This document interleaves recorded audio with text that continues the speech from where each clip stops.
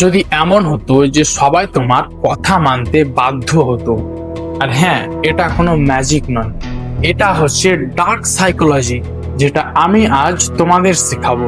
ধরো তুমি তোমার বন্ধুকে বললে চল না ঘুরে আসি, আর এখানে 99% চান্স আছে যে তোমার বন্ধু তোমাকে না বলে দেবে, কারণ আমাদের ব্রেন হ্যাঁ বলা থেকে না বললে বেশি সেফ ফিল করে।